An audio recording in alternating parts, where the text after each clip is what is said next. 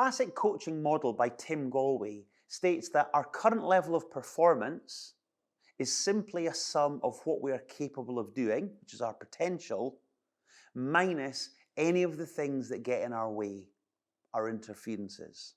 He likes to lay it out like this: performance equals potential minus interference. The idea being that we all have way more potential than we ever fully tap into because we limit ourselves, and thereby how we show up or perform is less than it could be.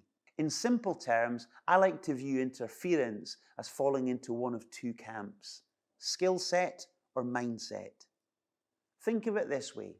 I may be performing a task at a level only because I've not yet learned the skill of how to do it better. Take sales. In your early career, you have to make up in quantity what you lack in quality. You have to knock on lots of doors, kiss many frogs, hit the phones hard. Then you learn the skill to better qualify, of asking better questions, of pre-handling objections, for example, and your performance lifts. This would be an example of where lack of skill was initially getting in the way, but with focused practice, that interference was lessened and so performance lifts. But what about mindset? The way we think. What role does that play in interfering with performance? Well, tons. Keeping with the example of sales, if I were to ask you to think about the very first word that comes into mind when I say the word salesman, what is it? I've asked this loads of times to people, and overwhelmingly, the tone of the answer is negative. Slimy, sleazy, fast talker, pushy. You get the point. So what if I want to get better at sales? I learn the skills mentioned earlier, but deep down, I have this limiting belief about sales. What effect does that have on my ability to deploy the skills that I've learned? It becomes a totally limiting, disempowering belief that will inhibit my performance. I fear being viewed negatively by my customers, and therefore I suppress my sales activity.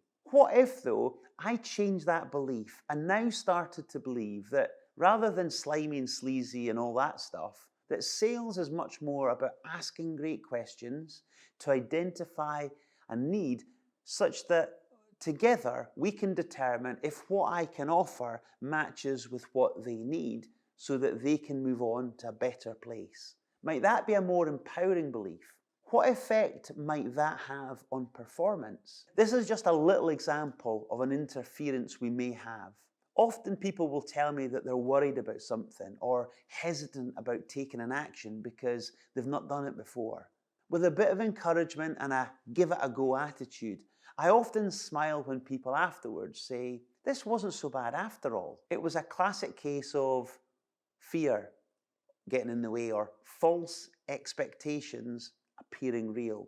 So whatever you may be fearing would be an example of an interference that's standing in the way of you tapping into more of your potential and thereby lifting your performance. So here's an action for you.